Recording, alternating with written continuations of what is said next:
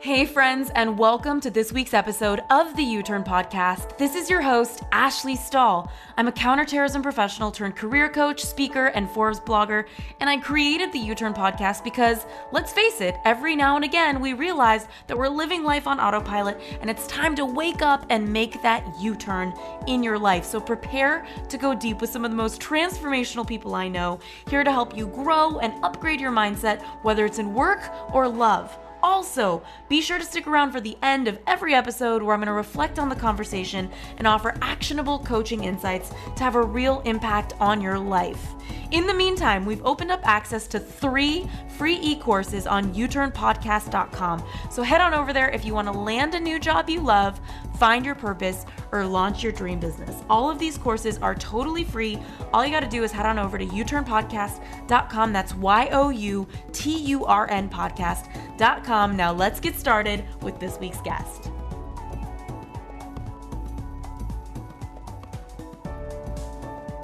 And self-care is such an important part of wellness that I think, especially this past year, has really become more mainstream because, the way that we treat our bodies is the way that our bodies are going to respond and react to the world.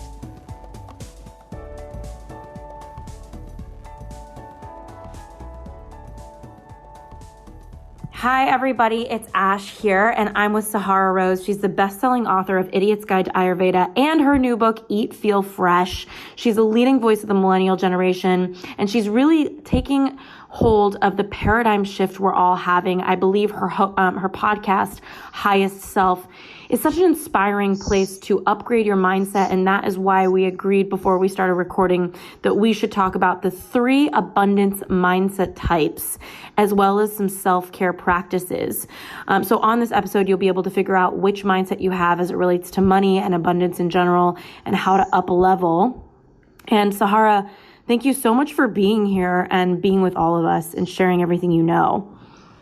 Oh, Ashley, it is such a pleasure to be here, and I love what you're doing on this podcast. Thank you. I'm excited to kind of hear what got you into this, because those of you who don't know Sahara, she's a boss, not only and a friend, so I'm slightly biased, but you created a book, self-published, that made a huge mark on the world of Ayurveda. And so I would love to understand what got you there. What does Ayurveda mean to you, for everybody listening who wants to learn about it? And what drives you to be doing this work now? Yeah. So, my journey started because of my own health problems. I had really bad health problems when I was in college. I had IBS, which is irritable bowel syndrome. And that caused me to go to tons of gastroenterologists and doctors. And I got off birth control and I never got my period back. And I had really bad anxiety and insomnia. And I started fainting all the time. And I lost 30 pounds and my hair all fell out. And I was super, super just cold and faint and weak, and just my body was kind of shutting down, and I had no idea what was the cause. And I went to every doctor you could imagine, and again, they just kept prescribing me more medication. So when doctors said take antidepressants, and others said take IBS medication, take birth control, take anti-anxiety medication, just take all these pills and then you'll be fine. And I remember asking him, well, what if I want to get pregnant? If I don't get my period, doesn't that mean I'm infertile? They're like, don't worry, you can get in vitro one day for that. And intuitively, I knew that obviously my body's supposed to function. Was 21 years old at this time, but no one was giving me the real reason on why this was happening. So I took matters into my own hands, started getting obsessed with health and wellness and learning everything there was about it. And eventually, when I had been volunteering in India, I was teaching health and sanitation in the slums. And at that point, I was following a strict raw vegan diet. And I decided I'd visit an Ayurvedic doctor. I had heard of Ayurveda. I wasn't sure what it was. I thought it was some weird astrology thing. But I was like, okay, whatever. I have nothing to lose, and I might as well just visit this person. And the moment she saw me, she said, Beta, which means daughter. Oh, you too pretty to never have baby. I'm like, wait, what? And she just knew all of the problems that I was going with without me even telling her, because of the way that I looked. And so I had something called a Vata imbalance, which we'll talk about. It's excess air in the mind, in the body.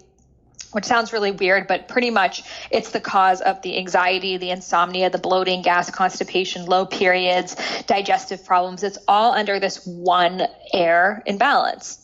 And I was fascinated because for the first time I felt so understood. But at the same time, the suggestions she gave me were super old school and they didn't make sense for today's time. And I couldn't spend like the rest of my life in the kitchen, like making all these spices. And, I'm a busy person. So I knew I wanted to learn about Ayurveda, but I wanted to make it modern. So I decided I'm going to write a book on it. And I had never met an author, didn't know a thing about the publishing world. And I was like, I'm just going to write a book on it. And like, somehow it's going to end up in Barnes and Nobles. And so I did. I lived in India for 2 years after that, studying Ayurveda full time and writing this book, which I had called Eat Right for Your Mind Body Type, Infusing Ayurveda with Modern Nutritional Science.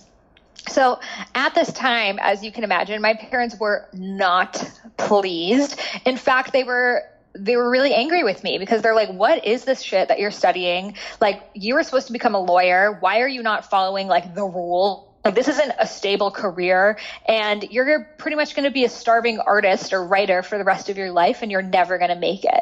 So I'm dealing with these health problems. I'm dealing with my family telling me, which escalated and really turned into verbal abuse.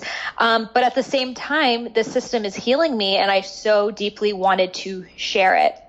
So during this time in my life, I ended up graduating college and staying in India. And it was like a lot of turmoil because my relationship with my parents had gotten so bad that it was just constant fighting. And it was really their fear of like, how are you going to make it? How are you even going to survive and pay your bills and do all of these things off writing about Ayurveda that like no one even knows what it is?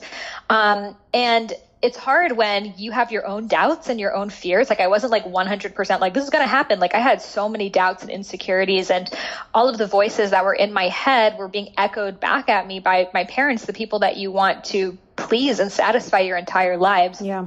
So I had to pretty much get to this point, and it was not an instant thing. It was a lot of back and forth of, do I want to live my own life or do I want to live the life that they choose for me?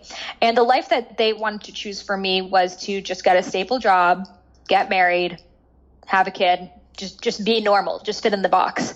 And that was, I knew that I would forever be resentful of my parents if I chose that path.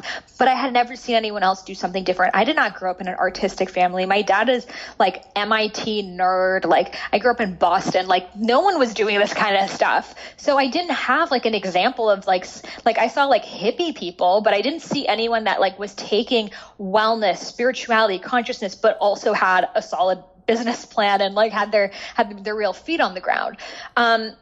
So I eventually finished writing the book. I was a health coach, and any money I would got, I'd spend it on hiring editors and graphic designers and really creating this whole book. I did not even know you were supposed to write a book proposal for a book. I thought you just write the book and someone finds it. So I wrote this whole book, spent 2 years on this book.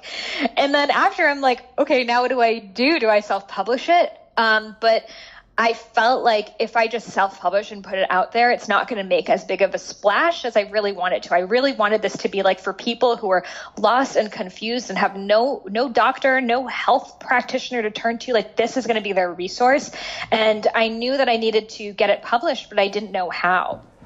Then I eventually found a literary agent and we shopped it to 30 different publishers and every single one rejected me. And they said, you're too young. No one gives a shit about Ayurveda. No one even knows what it is. This book's not going to happen. And many, many times I was like, maybe I should just become a real estate agent. Maybe I should just give up on this. Like, do people really follow their dreams? Or is that something that they tell kids and is as actual total bullshit? Because my parents would tell me my whole life, yeah, be whatever you want. And now that I'm doing it, they're like, no, you weren't supposed to actually do that.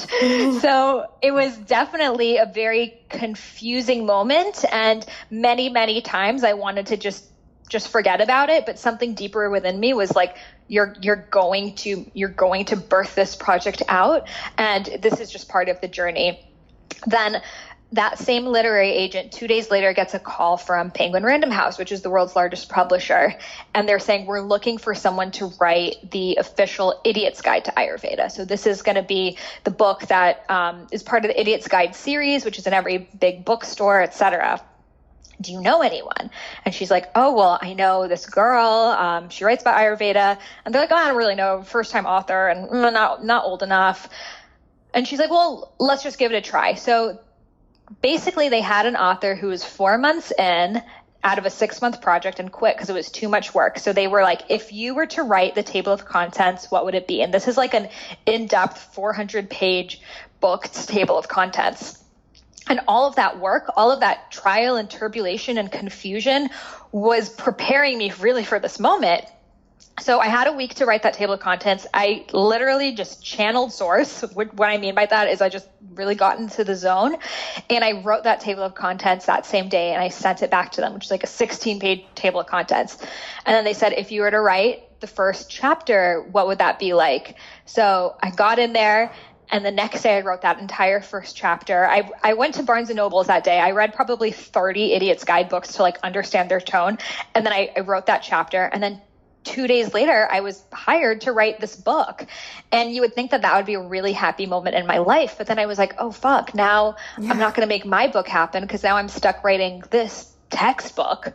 So I was like, I'm just going to kind of write it and then wait until my book happens. And then I had this and then I was feeling super stuck. And I had this realization that if I were to die next year, and this is the last piece of work that anyone ever read from me, what would I want it to say?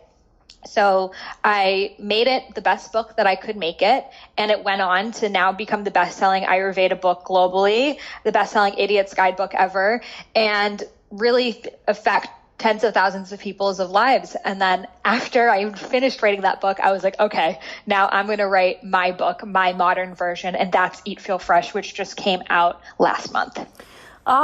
This is such an amazing story. It's so funny, Sahara, whenever I have friends on the podcast, because I purposefully try not to research too much about my friends, but beyond the conversations we've had. And it's like every time I hear what a magical unicorn is in my life. And I'm just so curious for everybody listening. It sounds like you really got into self-care. And I know a lot of people want to be in that, but they're just not in a place where maybe they know. There's so many different rituals. There's meditation. There's hot water with lemon, or all sorts of different health things that people could do. And I'm curious, like, what are a few rituals or practices for self-care that you think really move the needle when it comes from the world of Ayurveda and Eat, Feel Fresh as well? Yeah. So a big part of Ayurveda is self-care. So for people who are like, I still don't care what Ayurveda is the world's oldest health system, and it's the sister science of yoga. So the practice of anything related to the mind and body is Ayurveda. The practice of the spirit is yoga. So if you're going to yoga to help with your anxiety, to help with your backache, to get more flexible, you're actually practicing Ayurveda.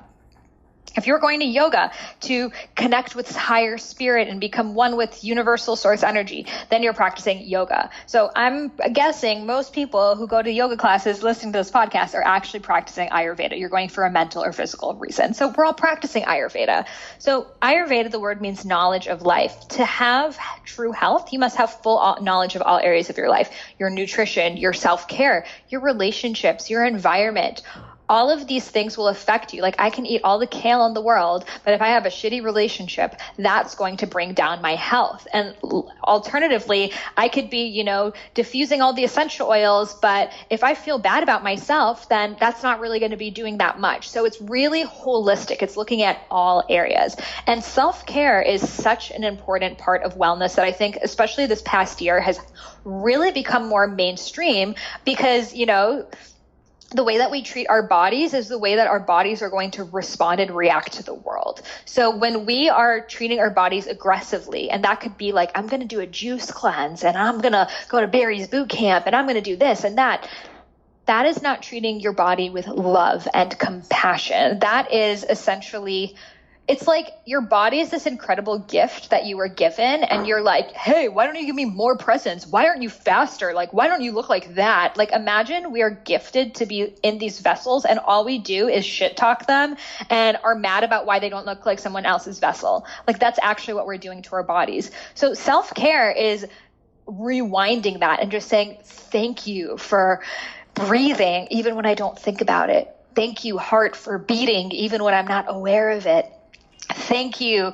Blood for pumping, even though I don't have to schedule it into my calendar. Like, your body is doing so much just for you to survive.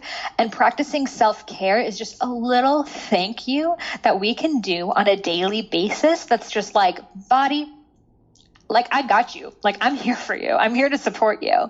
So Ayurvedic self-care practices, the 4 that I really recommend are tongue scraping, oil pulling, dry brushing, and oil massage. Have you done any of those? I have done the tongue scraping. I have done the sesame oil, but I would love to hear your version of it because I'm a newbie and I feel like I'm about to butcher it for everybody listening. So, yeah, I totally understand. And I think for all of us, don't feel like you have to start all of them at once. Start at one place and go from there. So I recommend beginning with the tongue scraping because that's the easy one and it's really fun to do. So tongue scraping is basically taking this U-shaped device and scraping your tongue with it. The reason why we do it is, 1, fresh breath, but the real reason is because it helps with your digestion. So when you put food in your mouth, you begin digestion. Digestion starts the moment food enters your mouth. So when your tongue is coated in white, sticky mucus, your tongue is not able to sense what are the foods you are eating. It's like there's a blockade. It's like there's like a tongue condom over your tongue, right? So your tongue is not able to sense what are the foods you're eating, and therefore it's not able to create the correct digestive environment for it. Whereas when you scrape your tongue and it's super clean, your tongue receptors are able to see, okay, I'm eating carbohydrates. I need amylase. Okay, I'm eating a lot of protein. I need more acid. It's able to assess what's going on and have this tongue-gut connection that will allow you to digest your food more efficiently. Super cool, right? Yeah, so interesting. And can somebody just get that on Amazon? Do you have a website with it? Like, where can people find the right one? Yeah, so I like Thrive Market because they send it to you. You can get it at Thrive Market. You can get it on Amazon. I recommend getting a stainless steel one. Dr. Tongue, that's the one that I use. Dr. TUNG. There's a code Eat Feel Fresh. I think it's like 20% off. But Dr. Tongue has a really good stainless steel one.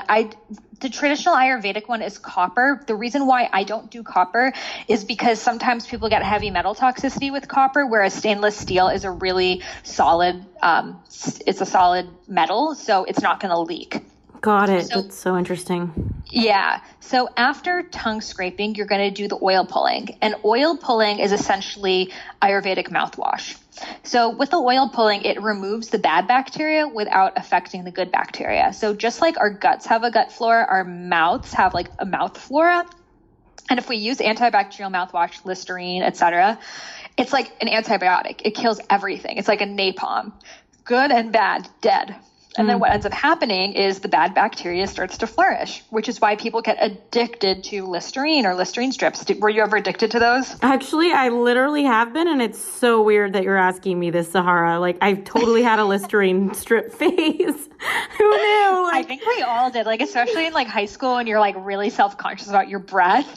You like just started kissing. You're like, my breath needs to smell like peppermint at all times. Yeah, but then like after like one Listerine strip too many, like your mouth is on fire and you're practically like damaged on your tongue from the Listerine. Literally. It's like the worst thing that you can do for your mouth. It's like an antibiotic. It just kills everything. Whereas the oil pulling, it gently removes the bad bacteria without damaging the good. It's not as strong and intense as antibacterial mouthwash, but it's so much better for long term. If you think about if you're cleaning wood floors, we use oil-based wood cleaner. And the reason why is because it can go deep into the pores of the wood without damaging the wood. Whereas if you use water, you would not be able to get as deep into the pores. So that's why we use oil for oil pulling. So just put a spoon in your mouth.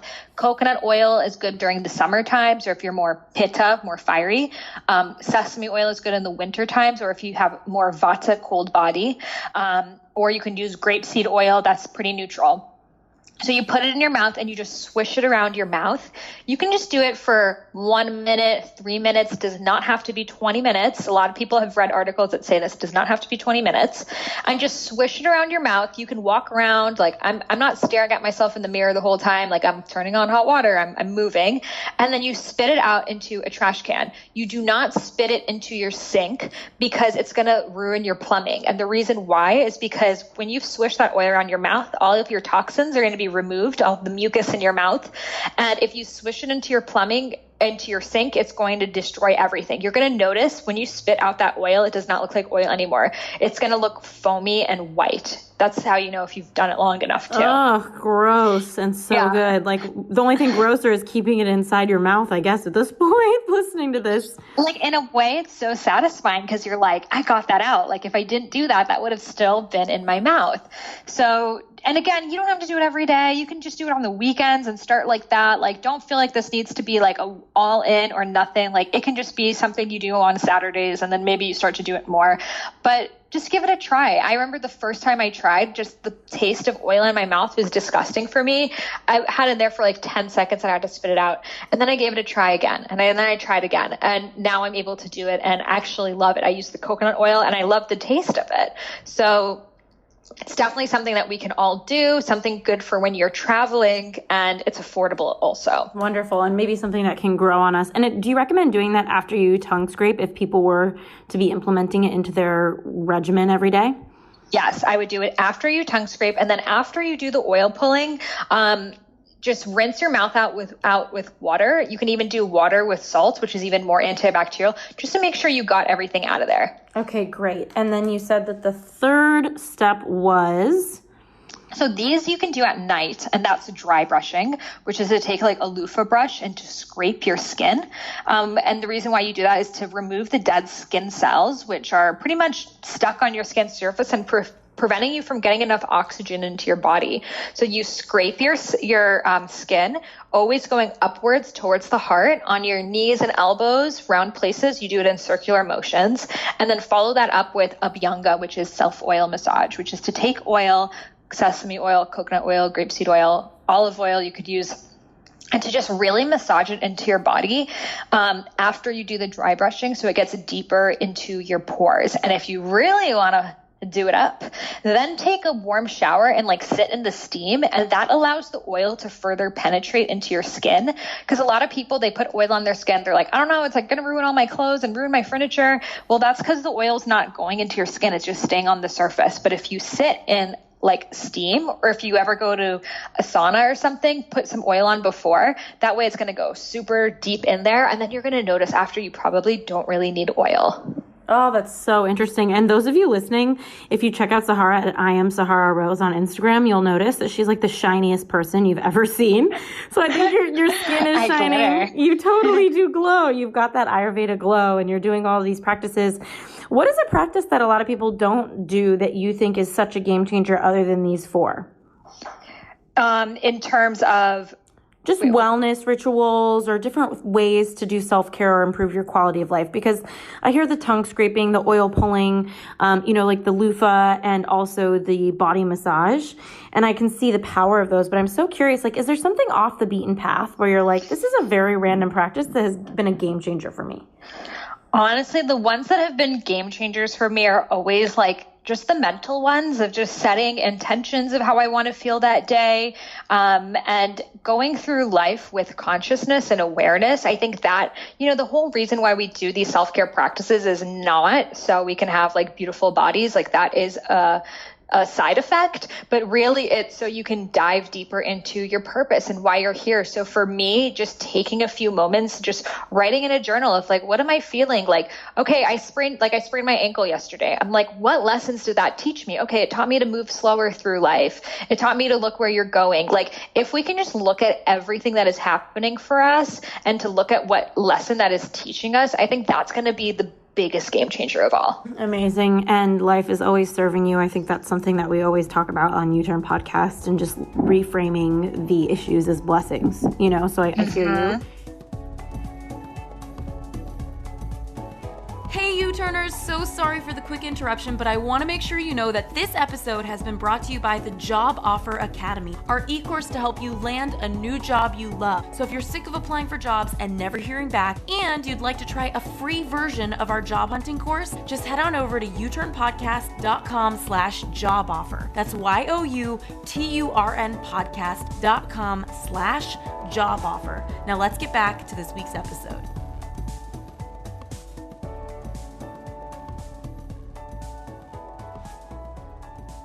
Okay, so one of the things we talked about that I'm so excited to get into is money and one's relationship with money, one's mindset with money, and how it relates to the different types. So you have 3 different abundance mindset types. I would love to hear what they are and help everybody who's listening figure out which one they might be.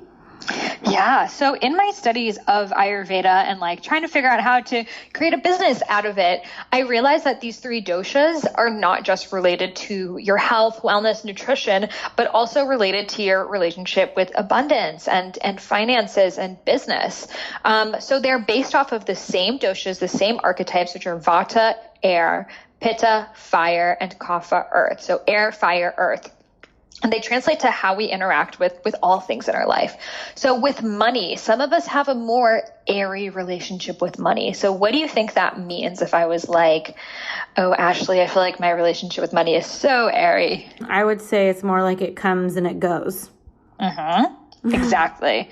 So what do you think that airy type people they're spending their money on? Probably like fun, like romantic things, like things that like travel and beauty and just kind of like maybe they're not as responsible with money. That's what I'm guessing. Totally. Money comes and goes. They want to spend on creative things. They're just thinking about the now. Like, what's going to serve me? What's going to be like the most exciting thing that I can spend my money on? But then what ends up happening is, when you get in a car accident or this or that happens, there's no savings because you didn't think about that. You were just thinking about what you wanted to do next. Okay. So, interesting. Yeah. So a lot of people, especially millennial women, tend to have this airy relationship with money because we feel like talking about money is heavy and it's gross and it's going to bring down our vibe. And, we want to stay light and fun and buy like $8 matcha lattes every day, but we don't think about, savings, not a sexy word. Like it's not fun to talk and think about money. But the thing is, if we don't do it and we become money avoidant, then it actually ends up controlling our lives. Oh, so ironic. That's why I always tell clients, like even in my private practice in the past, that discipline creates freedom. Yes. Okay. And can you tell me a little bit about the Vata personality type without money being considered? Like, what does it mean to be an airy Vata? So it's the same exact thing it's what the beautiful thing about Ayurveda is you can look at everything. So an airy person, we even have the words in the English language like airy fairy, head in the clouds, space cadet. They're out of touch with reality. So these are people who they're ideas people, they're visionaries, they're able to be really, really creative. But when it comes to executing, that's when things get a little bit more tough. So they can write a screenplay. They can think of a cool branding idea. They're always thinking about like cool things for their friends. But when it comes to actually like implementing, like, okay, what are the action steps? Like, what do we need to do? That's when they're like, oh, I don't really know. I'm not sure if that's going to work. Oh, someone's already doing that. You get too up in your head. And the thing is, when you don't have any real foot in the game, it's easy to leave. So Vata people, airy people, they tend to be working on a lot of projects at once, but most of the projects stay in this kind of like preliminary phase because they haven't really dove into one. And it's really easy to abandon something when you don't have like a team that's depending on you or clients and, it's so easy when things are up in the air. So what Vata's airy people need to focus on is to execute. It's to bring that idea down and say, okay, what are the action steps I need to take? What are the tangible things I can do to bring this into reality and focus on one thing? It doesn't need to be everything. Like everything can happen in time, but right now just focus on that one thing and really kill it with that. Like I'm very Vata, like that is definitely the personality type that I was born with. But when I got very, very passionate about writing my Ayurveda, I had to put everything aside. Like I wanted to start a jewelry line and a skincare line and this and that. And I said, that will all come in time, but I need to focus on this one thing. And for Vata is like your biggest learning lesson. And there's a lot of people who have a Vata imbalance, even if they're not born Vata, they have this almost like inability to make decisions because our society, we're given so many options that it can be really, really hard to assess what is going to best serve me. Like never before in the history of time have we been able to see what everyone in the world is doing. So we're like, oh, that one person's a travel blogger and that person's a mom and that person has a business and that person's a public speaker and I want to do it all because we're exposed to it. And that makes us really Vata. That makes us almost restless. So to kind of just like put on your blinders, be like, okay, this is what I'm going to get done. I'm going to focus on this. And once I've really rode this wave, then I can go on to the next thing. So what would be the healing opportunity for the Vata person with money? Because that's definitely me. You said that's you. I'm very much a romantic with it where I'm like, I want to travel. I want to buy this outfit. I want to go on to this conference. I want to do all the things. What would be your biggest piece of advice or insight for that sort of personality? I know there's a lot of you guys listening. Yeah. So I would take if you were going to die next year, what is that thing that you would kick yourself over if you did not do? And focus on that. Because too many of us focus on ideas, other people's projects, things that just end up in our laps and they're not really what we want to do. We have to make the decision, not let other people decide for us. Because to be honest, guys, the bigger you get and the more successful you get, the more people you're going to have that want to collaborate with you. And they're going to have plenty of ideas that can be great, but you have to use your own discernment and say what feels really, really true to me. And then once you start working on it, don't give up the first time things get hard. Don't make a U-turn your first time or your 8th time. Like you have to keep that shit going because no one's first business model is what lasts for the rest of their lives. Like Amazon began as a toy store. Like imagine if it was just only a toy store. Like you have to keep evolving. You're going to keep coming up with things. And sometimes when you're super, super Vata, you're like, I guess it wasn't meant to be. And it could have been meant to be if you just didn't give up on it. Wow, I love this. And as far as like the one thing, does it mean like a goal in your career or could it mean like an actual thing you want to buy? Like for example, I own a home and that was like the one thing I always wanted. And I think part of it was kind of wounded because when I was a kid, my dad lost our home. And I like feel like from a karmic level, I was like, I want to give myself a home ever since I was a kid. But what would be an example of the one thing? What do you mean by that? So let's say for you started this podcast and you're like, I want to crush it with this podcast. Like, this is a real priority to me. I want to get the best guests and the best content possible. And I really want to go all in. Like that needs to be on the top of your to-dos, which I know it has been for you. So when you're meeting people, that's the top of mind. When you're interacting with people, you're thinking, okay, how can I, not that like every person that you meet, you're going to try to create a podcast guest out of it, but that is something that you are going to keep working out. Whoever your dream guests are, you're going to keep on paving your path to get there. Whereas a lot of people start a podcast and 6 months later, they haven't had an episode in 2 months because they haven't gone all in. I don't think you should do anything if you're not going to go all in. I love this. Okay. And talking about the Pitta abundance type, what does the Pitta personality / money mindset look like? Yes. So from the Vata, we have to move into the Pitta. So if you're Vata, listen to this one because that's where you need to be heading. So the Pitta is fire. It is get shit done. It is handling things like a boss. It's someone that they're like, that's what I want, and I'm going to go get it. So, hey. Hey. So they have that personality, which is amazing. And the great thing about it is they do get shit done. They're like, I want that guy. I'm going to get that guy. I want that job, that house, that whatever. And they're super, super career oriented and results oriented. Like Angie Lee has a lot of Pitta and fire in her. Yeah, she totally does. That's a good example. I want to start an event and it's going to have 500 people and I'm going to make it happen. And she did. So that takes a lot of Pitta. It takes drive. It takes energy. It takes passion, determination, grit, courage. Like almost think warrior-like qualities. That is Pitta right there. So think about the fire. Like the fire is transforming things. It can take something and turn it into dust, and it's the most powerful energy out there. And that's what Pitta is. But the other side of that is sometimes things don't go your way. Ever happened to anyone before? No? So sometimes things don't go your way. And that's when the Pitta person's like, no, what? I was supposed to have a 500-person event and there are only 300 people signed up. Hire 200 placeholders. Like, they will do anything to make that event happen. So even if it's not, the best way. So you have to utilize your other doshas. You can't totally be in just one. You have to also eventually trust and surrender. Those are my 2 mantras for Pitta people. Trust that things will work out as they are meant to be, and surrender to the fact that you can only do so much, and then the universe takes the reins at a certain point. So as a Pitta, you need to be able to cool off that fire. That strength is beautiful, but you're not going to be able to push and shove your way through everything in life. And sometimes the things that you are fighting for are not the things that were really meant for you also.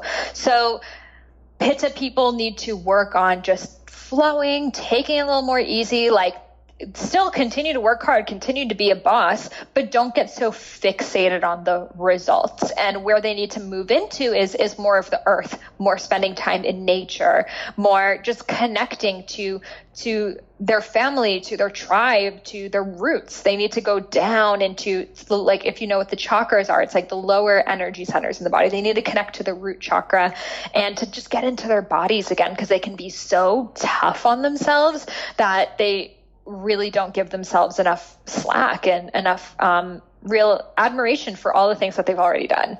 It's so interesting because when it comes to the money mindset, what would you say the Pitta looks like? Is it the abundance mindset?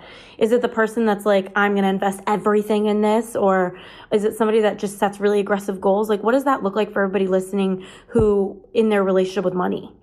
Yeah. So they're very, very calculated with their money. They're someone that they have like their Q1 to Q4 goals. You ask them at any time, like, how much money do you have in your savings account? They will know. They tend to go into their bank accounts, like Chris Harder, super, super Pitta. Yeah. They're like, have like money dates for themselves. They like look into all their bank statements, and like, that's fun for them actually. So they're very structured. They're very organized. They like to know where their money is at all times. But what can happen is sometimes they end up only making decisions based off the ROI, and they're not able to see, how can this really fuel me creatively? Because sometimes things don't make sense. Sometimes you invest in something that may or may not work. Sometimes you invest in something that actually makes you lose money, but it makes you feel really good. So like, I was just talking to Chris about this, and he was saying how Lori's on her book tour, and like, when he looks at the finances, he's like, this doesn't really make sense. Like, you're traveling all these places and doesn't really make that much money. But she's like, I'm just doing it because I want to connect with people. So that is like, that's where you see, like, that's the kapha, the connection, which is the next dosha that we'll talk about, versus the Pitta that's like, well, this isn't making financial sense, so should we do it? And a lot of times super Pitta people, they don't end up doing that thing that they really love, because that takes an element of risk, and they don't like to take uncalculated risks. Okay. And this is interesting because so tell me a little bit about kapha for everybody listening, as far as like their personality and their money mindset. And then I'm curious to understand how all of us often are a blend of these, because I identify a lot with Vata. I'm airy, especially with money, with my creativity, with my visions, but I also have a lot of Pitta in me. And if I want to create something, off I go to the races. But unless I feel that commitment or that connection to it, I'm not going to do it. And then there's kapha, which you talked about, which is all about connection and the emotional bond that somebody might have. So I'm curious to hear what kapha really looks like. Yes. So yeah, and we'll definitely talk about how we are all three, but in varying amounts. So the kapha is earthy. So people who have an earthy relationship with money, they like to keep their money where they can see it in their savings account. They do not invest. Like Pittas have been investing from the time they went to prom. They like have all their different accounts set up, and they have their accountant who's they're like texting with all the time. Whereas kaphas are like, I just want to have my money right here where it's safe. I don't want to risk it. I don't want to buy some Bitcoins. I don't know what's going on over there. So oftentimes they would rather work for someone and know they have a stable paycheck coming than to like go create something that may or may not work. So they really like to keep it stable and structured and secure. What ends up happening is, again, they oftentimes don't take those creative risks for themselves, and they don't end up asking themselves, like, what is it that I really want? Because security is such an issue for them that they're like, let me just pick the most secure, the most stable option, instead of like, what is actually serving me. Whereas the Vata, they're only thinking about like, what's the most creative thing that I can express myself with? Like, oh, I have to make money. I didn't think about that. And the Pitta is like, okay, like this is my well-oiled machine. I'm just going to do like what makes the most business sense. And then the Kapha is like, okay, I'm going to let you guys stress out about that. Like, I'd rather, have my paycheck coming, also know when my vacations are, also know that I'm out of work at 6 p.m. Like, a super Kapha person does not want to be an entrepreneur. And that's totally okay. Not everyone is meant to be an entrepreneur. Like, they would rather not work like 24 hours a day, like the way that a Pitta would. They like to take their time off. They like to connect with their family and friends. So again, not everyone is meant to be like, I feel like we so glamorize the entrepreneur. And if you're someone really Kapha, you do really well with like working one-on-one with people, or if you were head of like a human resources division or customer service, or doing like one-on-one coaching. Like, that is a really, really good place for a Kapha, because they love to connect with people. They have very warm, loving personalities. They are super funny, affectionate, like sweet, kind. Think Oprah. Oprah is super, super Kapha. Like, why do we love Oprah? Not because she gets on stage and she gives a killer talk and gets the crowd riled up, but it's because she can ask a question and listen. And just that space like this that makes people like really on edge, that is Kapha. So if you feel really uncomfortable, even with me just talking like this, that is a sign that you have really shied away from your Kapha. Oh, and that's what you need to be moving into. So comforting for you to talk like that. I am down for it all the rest of this conversation. Well, what's interesting is some people, they find it really comforting like you, and other people, it gives them like a panic attack because they're like, keep going faster. Like, I can't deal with slow people. And I totally feel like that all the time too. But if you can't deal with like the pause and the space and, waiting in line without being on your phone, or like having a conversation with someone that's not going to benefit you in some way, like that is moving so far into the Pitta, which our society is kind of training us to be like, these like machines that just get shit done, that we've taken the human out of things. So true. Okay. And when it comes to the money relationship that the Kapha has, you were saying that they prefer security. So given that there's these 3 different personality types and abundance mindsets, how do you figure out which one you really are? Because I think we have all of it, like you said, and I think it'd be helpful to figure out who you are and then what the healing opportunity is for each one. Yeah. So I think that we have phases, but we also have our predominant one that we're more born with. So in Ayurveda, we have something, it's kind of like nature versus nurture. You have your set of the 3 doshas that you're born with in varying amounts. So you may be born primarily Vata, secondarily Pitta, lastly Kapha. But then perhaps, like you mentioned, your dad had lost your house growing up. So that set the sort of trauma in you that you're like, okay, security is super, super important to me. That maybe was not what you were born with, but that's something that because of your nurture came up. So the first thing that you did when you made money was actually a more Kapha decision of like, okay, how can I make sure like there's a roof over my head and I don't have to pay rent anymore? Okay, got that done. Now I can move into creativity. And the way that I see it is it's moving in this cycle. It's sort of like the seasons or precipitation. The Vata, the air, is moving into the Pitta, the fire. And the fire is moving into the earth, and the earth is moving into the air. So think of it as like this cycle, like when you imagine like the clouds and the rain and then the precipitation, like in school, like that's actually how they're moving. So from the Vata, you need to take action. You need to execute. From Pitta, from executing, you need to take a pause. You need to take a break. You need to step away from the laptop. And from that break and pause, that's where the idea comes through again. I love this. Okay. And for anybody listening who's wanting to use their type to heal their relationship with money or upgrade their relationship with abundance, what would be your action step for the Vata, for the airy person, for the Pitta, for the fiery person, and for the Kapha, the earth person? Yes. So for the Vata, I would say, again, take action. Like, don't try to think of another idea, another this, another that. Just start to walk your talk. Just focus on one thing and say, okay, what email can I send today? Can I put up my website? Like, you don't, like Vatas, they tend to get super overwhelmed with the enormity of a task. Then they just get paralyzed and don't do anything. And because of technology, it's so much easier than today than ever before to launch your business. Like literally you guys could hop on Squarespace, Wix, whatever, Lead Pages, create your website today and literally launch your business. Like it doesn't take hiring 50 graphic designers and business coaches and this and that. Like that is just your fear creeping up. Like hire those people when the time is right, when you're ready for it and you can take the use. But sometimes people just end up hiring all these people and then they don't take action. And like, what is the point of that? There's so many people who get paralyzed. Okay. So for the Vata who maybe has some ideas and then they're in paralysis, what suggestion would you have? I would say just move, just think, just work backwards. Like what is, okay, let's say you want to write a book. Okay, writing a book. Before I write a book, I have to have a book proposal. Okay, before I have a book proposal, I have to research. Okay, so what can I research today? Let me focus on that. And then just work backwards and just keep taking action. Don't remain in brain mode. Move it through the fire. Okay, that's so helpful. And what about the Pitta? I know both of our girls, so everybody listening, you've probably heard me on Angie Lee's podcast or Sahara, just on her stage. I know Sahara, you spoke at her event. Angie's very Pitta, like you said. She's fiery. I have some fire in me. I think I've gone through a bit of a burnout. So I think a lot of Pittas probably do go through a burnout at some point. What is your recommendation for somebody who's very Pitta, very fiery? Yes. So move into the earth. You have to step away from the laptop, step away from the craziness and to take that pause. And we have micro pauses, which could look like taking a walk every afternoon, taking a bath, getting a massage.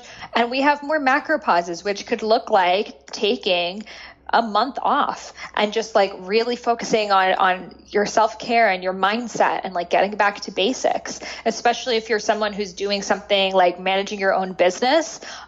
You don't take time off at all. You're always on, and you're not going to be able to think of your best ideas if you're always on. And we all have, breaks, even if you work in a corporate job, like we all have like Christmas off, etc., to like use that time wisely. Like what are the things that could really rejuvenate you and fill up your cup? Is that a walk? Is that a yoga class? Is it a sauna? Is it a meditation, sound bath? Find those things that have nothing to do with work and make them as high of a priority as your work is. Oh, so good. And Kapha, I know the earth grounded humans who value their security, there could be an opportunity for them to potentially take more risks. I don't know what you would say about it, but I find it really interesting.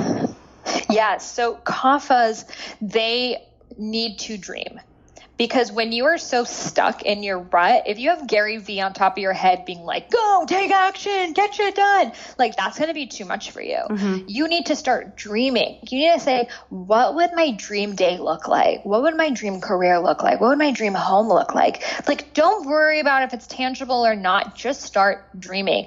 Vision board, like just start to think, what is it that I really want in this life? Like, what are the skills that I was born with? Like I have a program called Doshas and Dharma. It's how is your dosha related to your dharma, your purpose. So if you have a lot of kapha, your dharma, your purpose is going to be probably related to connection and humans and just bringing people together. Like that is a skill that you were born with. And sometimes we don't give ourselves credit for that, but being able to read people and listen to people is a major, major skill. So think, what are more ways that I can use that skill in my day-to-day life? Can I get a women's circle together? Can I get a group of friends together and we make our own mastermind? Can I just like connect every week? Can I have a new girl date and just meet with someone and talk to them? Like we all need more of that kapha. But then once you're in that space, like when you're having that talk with a girlfriend, sometimes you come up with ideas that you never would have on your own. So sometimes we need to like fill up that side, like really get into our kapha, and then naturally the idea just sprouts out of thin air. And it's not like you had to go look for it. It's not like our best ideas come when we're like, idea, come on right now, I need you. It comes when you take a pause and you're not thinking about it and you allow the space for it to come and land through. I just read a study by Stanford that said that 84% of your best ideas come when you're not working. So I can totally see what you're saying here.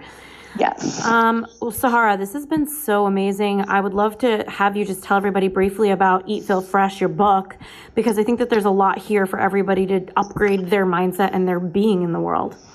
Yeah, so Eat Feel Fresh is my modern approach to Ayurveda. So it takes, these ancient topics, it makes it really, really approachable for today. So the first half is really explaining Ayurveda, how to eat the right foods for your dosha, because you can actually eat foods that will support you and it will actually help you with your abundance and your business and your relationships, because we are truly what we eat. So it talks about the doshas and then offers over 100 plant-based, gluten-free recipes that you can make at home using like really easy ingredients that you can just find at like your local Trader Joe's or wherever you shop. And to start eating foods that support you, not just your body, but also your mind and your spirit. So good. Where can everybody find you, Sahara? I know everybody's going to be listening to Highest Self podcasts after this and picking up your book, but where else can everybody follow you? Yeah, so they can find me over at Instagram. My Instagram is at I am Sahara Rose. If you found me here on the U-Turn podcast, send me a DM. I would love to hear from you. And my website, also I have a dosha quiz that you can take. It's iamsahararose.com. It's right on top. And then I email you a mini course, and it's a really good way of understanding what your dosha is. That is so helpful. Thank you so much, Sahara. This has been great. Thank you so much for having me, Ashley.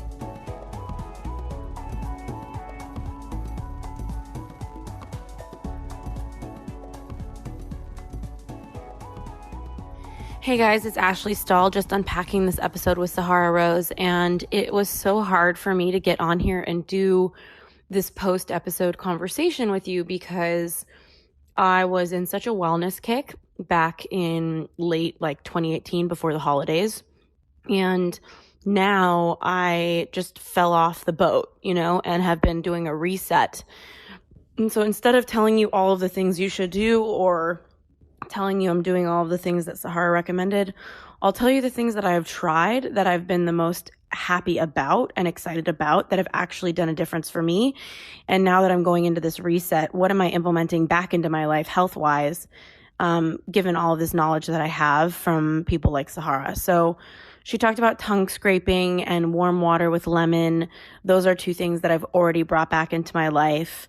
But what I will say has rocked my world the most, and if you've never listened to this episode with Emily Fletcher on meditation, I can't recommend it enough, is I've gotten back into meditating, and that is the thing that has offered me the most. So if you've listened to that episode, awesome. If you haven't and you don't have that much time or you don't want to listen to the whole thing, at least fast forward to the post-episode conversation where I talk about how you can get started in meditating. But what I will say is that meditation has totally rocked my world, and I'm kind of surprised at myself that I let myself completely fall off, but trying not to judge myself and just get back on the wagon. And so the way that I operate when it comes to meditation is I'm up really, really early in the morning, and, when I'm doing things the way I want to. And I have been spending the past week in the jungle in Bali, and I'm probably going to be here for another month. So I've been waking up at, 6 in the morning, going to bed at 9:30 at night, and it has done wonders for me. And when I wake up at 6:30, before I even look at my phone, I just start to meditate for 20 minutes, and I'll put my phone on airplane mode. I'll peek over at it if I'm wondering if I'm close to the 20-minute mark. Just keep my eyes closed, and I keep repeating my mantra in my head. So you can pick a word for your mantra if you want. It could be peace, it could be love, and it's not like you keep forcing yourself to repeat it. You get into your meditation, you hang out, and you allow the word that you want to focus on to float in, kind of like the winds of your meditation allow it to. It's not something that should be forceful. So that's kind of how I meditate. I just sit there in silence with my eyes closed for 20 minutes, complete stillness, and repeat the word as it comes into my mind, and I let it drift away and drift back over towards me. So what have I gotten out of meditation? Well, number one, there's so many things that do happen to your body when you go 45 seconds into meditation. Your temperature cools, and you go into an alternate sleep state. Just so powerful and so worth listening to the episode with Emily Fletcher if you haven't already. But what I will say is that one of the best health concepts I could talk about is in the way you talk to yourself. And I think that, Sahara and her podcast, Highest Self podcast, is incredible, and totally worth listening to if you're into your spirituality. She's really a boss babe at that. But what I've learned in my own work is ultimately my wellness. No matter what tongue I'm scraping, no matter what meditation I'm doing, it comes back to how I talk to myself. And that is one of the things that I'm the most committed to, is being my own stalker, for lack of a better term, and watching myself, watching the thoughts that fly through my head like clouds in the sky, watching my mental skies, and being the air traffic controller, watching what thoughts float through. And what I've found is that because most of our thoughts are on repeat 98% a day, and that statistic is real, that means today you are thinking 98% of the same things you thought yesterday. So 2% of your thoughts today most likely are newbies. Otherwise, you've just recycled from yesterday. It's kind of mind-blowing. So what I would love for you to do, since Sahara was so beautiful in sharing some wellness practices that you can implement into your life right now, is instead of talking to you about your wellness when it comes to these practices, talking to you about how to shift the thoughts that you have. So what I would love for you to do is every time you feel a thought that is less than optimal, that hurts your feelings, that hurts your heart, write it down for the next 7 days and start to notice which one hurts you the most. So maybe you can do it in your iPhone on your notepad or your Android notepad, whatever you want.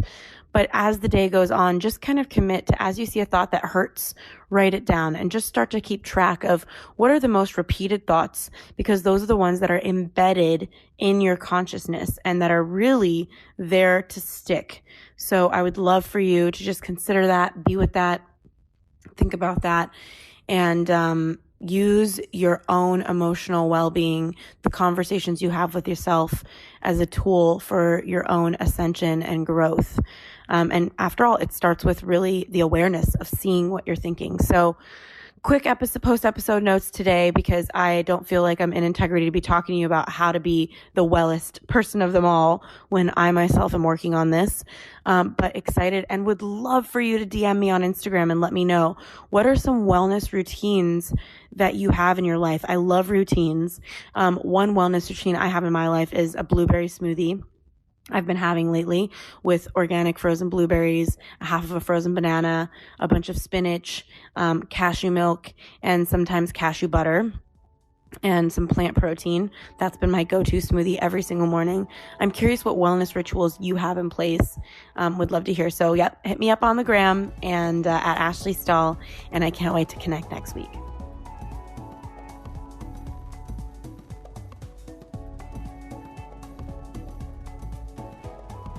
Thanks again for tuning into this week's episode of the U-Turn Podcast. We keep really detailed show notes at uturnpodcast.com. So if our guest mentioned a book or a resource that you're interested in, you'll be able to find that there. In the meantime, if you were inspired by this episode, if it made an impact in your life, we would be so grateful if you subscribed and posted a review for us on iTunes. Rumor has it on the street, the more reviews we get, the more subscribes we get, the more we can grow and get our impact out there in the world. In the meantime, I'd love to hear from you at Ashley Stahl on Instagram. I'm so grateful for connecting, and I look forward to next week's episode.